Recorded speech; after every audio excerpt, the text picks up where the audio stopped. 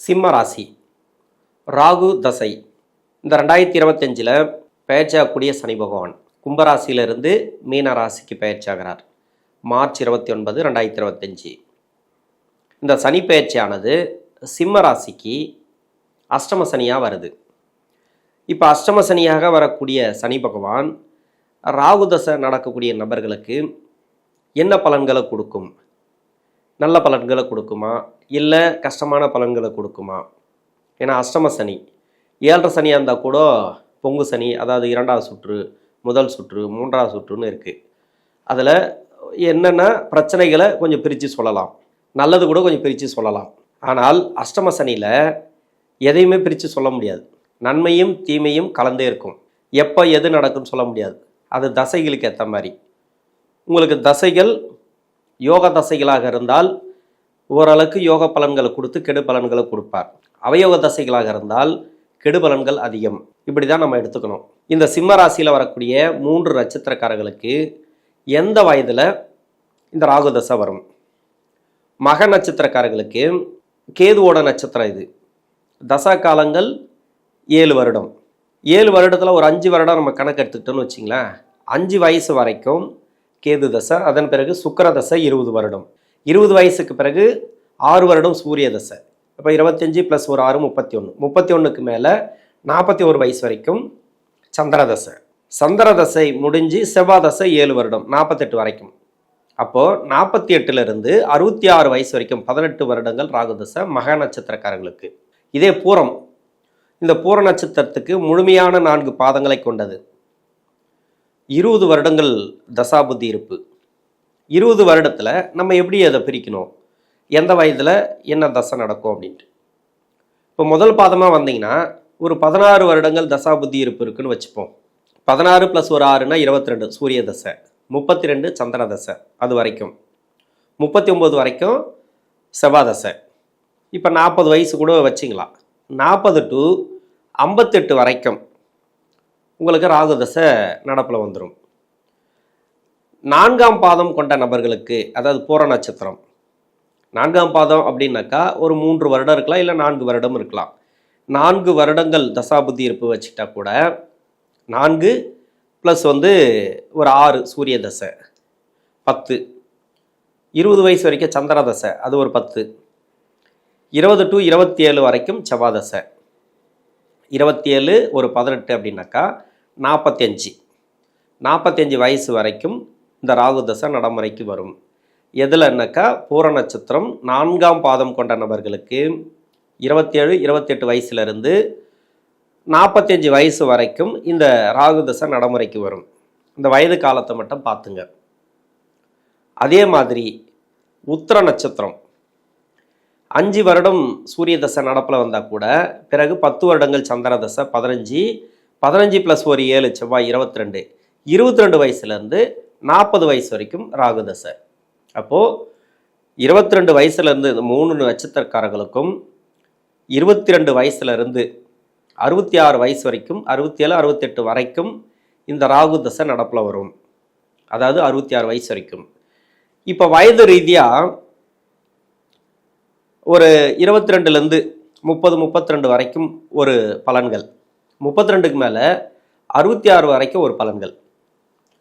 ஏன்னா இந்த 22 வயசில் செய்யக்கூடியதை நம்ம 66 வயசில் செய்ய போகிறதில்ல, 66 வயசில் செய்ய போகிறது 22 வயசில் செய்ய போகிறதில்ல. ஒரு 50, 55 கூட வச்சிங்களேன்.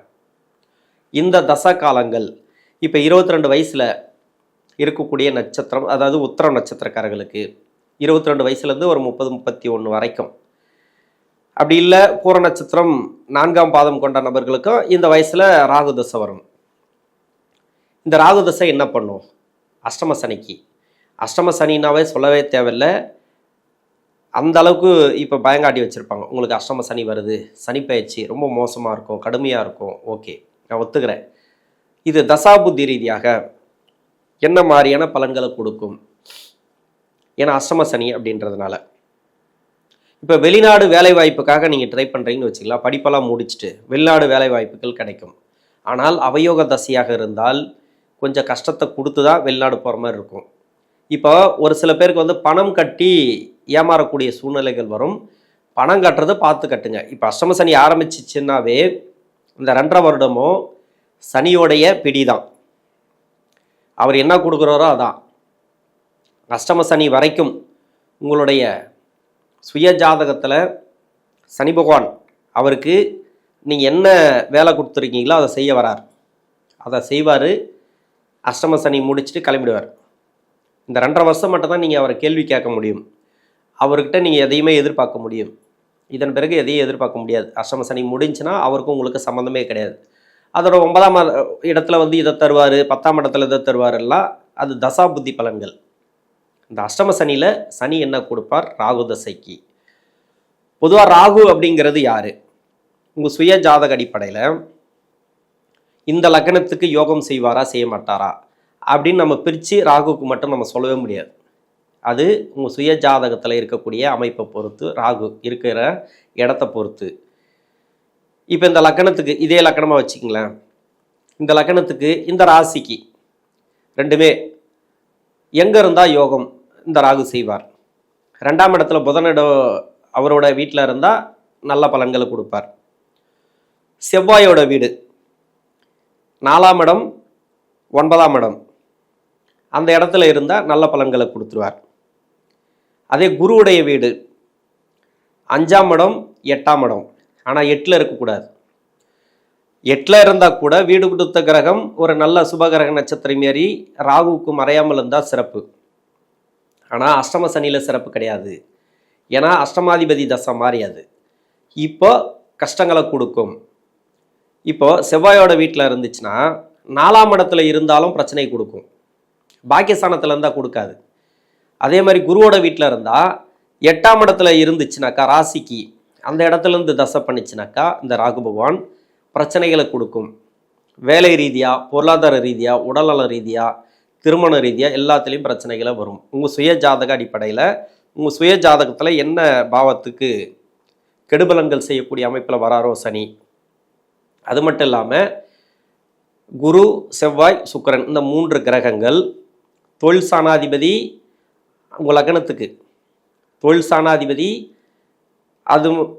அதோட குரு என்ன பாவத்துக்கு வரார் அதையும் நம்ம கணக்கில் எடுத்து தான் அதை நம்ம சொல்ல முடியும். அந்த கிரகங்கள் அந்த குரு, சுக்கிரன், செவ்வாய் இது பாதிக்கப்பட்டிருந்தால், அதாவது ஏதாவது ஒன்று மறைவு ஸ்தானத்தில் இருந்தால் அதுக்கேற்ற மாதிரி பலன்களை இந்த சனி பகவான் கொடுப்பார். இது நிறைய சொல்லணும்னா நிறைய சொல்லிகிட்டே போகலாம். ஆனால் எல்லாருக்கும் பொருந்தி வருமானாக்கா ஒரு சிலருக்கு மட்டும்தான் பொருந்தி வரும். ஒரு சில பேருக்கு நெகட்டிவாக தோணும், நெகட்டிவாக சொல்கிற மாதிரி தோணும். வேண்டாம்.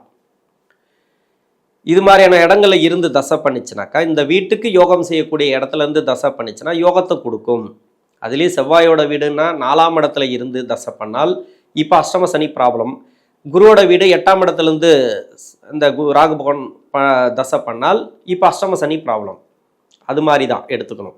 நட்பு கிரக வீடாக இருந்தாலும் சனி பகவானுக்கு குருவுடைய வீடு, ஆனால் செவ்வாய் பகை கிரகமாக இருந்தாலும் இந்த பகை கிரகத்துக்கு உண்டான பலன்களை தான் கொடுக்கும். பாக்கியஸ்தானத்தில் கிரகங்கள் இருந்து தசை பண்ணிச்சுனாக்கா பெருசாக கெடு பலன்களை கொடுக்காது. அஷ்டம சனியில் நல்ல பலன்களையும் கொடுத்துரும். மற்ற இடத்துல இருந்து தசை பண்ணிச்சுன்னு வச்சிங்களேன், கண்டிப்பாக கஷ்டங்கள் உண்டு. செவ்வாயோட வீட்டில் நான் ஒரு இடம் சொல்லியிருக்கிறேன். சூரியனோட வீட்டில், அதாவது இந்த லக்னத்தில் இருந்து தசை பண்ணால் கூட உங்களுக்கு ப்ராப்ளம் உண்டு. சந்திரனோட வீட்டில் இருந்து இந்த ராகுபவன் தசை பண்ணால் கூட கொஞ்சம் ப்ராப்ளம் உண்டு. கொஞ்சம் ப்ராப்ளம் எது ரீதியாக நீங்கள் என்ன வேலை செய்கிறீங்களோ அந்த வேலையில் பிரச்சனை கொடுக்கும். நீங்கள் தொழில் பண்ணுறீங்களா தொழிலில் பிரச்சனை கொடுக்கும். இதெல்லாம் கொடுக்கும். அப்படிங்கிறத விட நான் நெகட்டிவாக சொல்கிறேன் அப்படின்ட்டு நீங்கள் தயவு செஞ்சு நினைக்க வேண்டாம். இதெல்லாம் கொடுக்கும்னு சொல்கிறேன், நீங்கள் கொடுக்காம பார்த்துங்க. நீங்கள் எதெல்லாம் நீங்கள் கவனமாக பார்த்துக்கணுமோ அதில் கவனமாக பார்த்துட்டீங்கன்னாக்கா உங்களுக்கு இந்த ப்ராப்ளம் வராது. இப்போ தொழில் ரீதியாக ஒரு பிரச்சனை கொடுக்குன்றேன், அப்போ தொழிலில் கவனமாக இருந்துருங்க. ஒரு வேலையில் நெருக்கடி கொடுக்கும் அப்படின்றேன், அந்த வேலையில் நெருக்கடி வராமல் பார்த்துங்க. உங்கள் வேலையை நீங்கள் கரெக்டாக பண்ணுங்கள். உங்கள் வேலையை நீங்கள் கரெக்டாக இருந்தீங்கன்னாக்கா உங்களுக்கு ப்ராப்ளம் வராது. வேலையில் அசால்ட்டாக இருந்து ஒரு பொறுப்பு இல்லாமல் இருந்தீங்கன்னாக்கா அங்கே உங்களை விட பொறுப்பு இல்லாமல் இருக்கக்கூடிய நபர்கள் கூட வேலையில் இருப்பாங்க. ஆனால் உங்களுக்கு அந்த பிரச்சனைகள் இப்போது டைம் சரியில்லைன்ற ஒரே ஒரு காரணத்துக்காக வேலை இழப்புகள் ஏற்படும். அதனால் வேலையில் கவனம். இப்போ நான் 31 வயசு வரைக்கும் நான் சொல்லிடுறேன் ஃபஸ்ட்டு, அதன் பிறகு எல்லாத்துக்கும் இது பொருந்தி வரும். வேலை ரீதியாக நீங்கள் முயற்சி பண்ணக்கூடிய நபர்களுக்கு வேலையில் பாதிப்புகள் வராது. வேலை கிடைச்சிடும். புதுசாக வேலை தேடக்கூடிய நபர்களுக்கு இதில் வந்து 10 நிமிஷத்தில் எடிட்டிங்க.